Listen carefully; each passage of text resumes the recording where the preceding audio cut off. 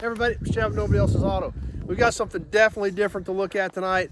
I know nothing about these. I did a little bit of research on them. I'm sure there's going to be people on there that can correct me on this because I'm just trying to figure out what I've got. It's a really neat little car and it's really unique, and it is an Autobianchi. Yep, an Autobianchi. Italian, obviously. Autobianchi was a company that, from what I found, was formed by the company Bianchi, Pirelli, and Fiat back in the 50s. These were all small cars, and this particular model, from what I can find, was called like a Bianchina, something like that. Bianchina?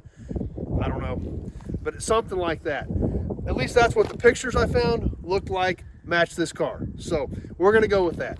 Now that model, the first one was produced on September 11th of 1957, is when these started rolling off the assembly line. They were called a Landau Lay, I believe is what they said, because this had a partial retractable top. It actually had roof structure here, but a convertible top type mechanism that would open up. This was the sole body style up until 1960 when they started making a full convertible out of these things. They're a super unique little car. Like I said, I may not be totally correct with all of that information. I'm just trying to remember what I researched on them, because it's weird for me, for as many cars as I've got here, to have to really study and try to figure out what something is. Now, these things are tiny, teeny tiny. Literally, I bought this on a group with some other trucks, and when we brought this back, one of the trucks I picked up was a 39 Ford, and it was a 1.5 tons that had been an old farm truck, so it didn't have a bed on it. So we literally loaded the Ford, and then we set this on the frame rails behind it on my trailer because it fit. It's that small. But it is unique, it is different. I don't know what the heck I'm gonna do with it, but it's cool. So let's take a look at it. Obviously, suicide type doors, the handles are up here. We saw the top where it would open up. These were based on the Fiat 500 is what these were actually based on from what my research was. And Fiat actually used these as a test bed. The Bianchis were actually priced higher than the Fiats, but Fiat would test their new technology on these Bianchis. So the underpinnings were all very similar to Fiats of that era. This one has basically no floor left in it and no drivetrain in it. So it's basically just the shell. But we can take a look at this thing and see how little it is and how unique it is. We get up here around the front, it's got a bumper on it. You see the parking lights, the headlights. We've got a really cool little badge here. That's got to be the original badge for this thing. We can take a peek under what would normally be the hood and see our gas tank up here. You can see the fender wells right there. I mean, that's literally how tiny this thing is. You look across, what would technically be the hood, it's only an arm's length all the way across the whole hood. These are definitely a unique little car. But like I said, a lot of this front trim is here. Even had trim around the windshield. Here again, we've got the whole door, the door handle.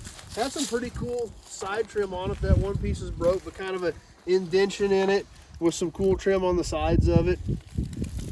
When you take a peek inside, we see there's literally, like I said, there's literally no floor left in this car. It was rotted completely out.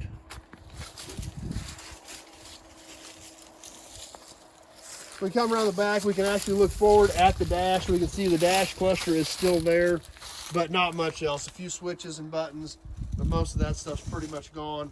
Back here where we would have had our Fiat engine, obviously was taken out and removed years and years ago. We've still got the taillight housings, we've still got the little bumperettes on them. But a neat, unique little car. I don't know what they're good for, but it's different.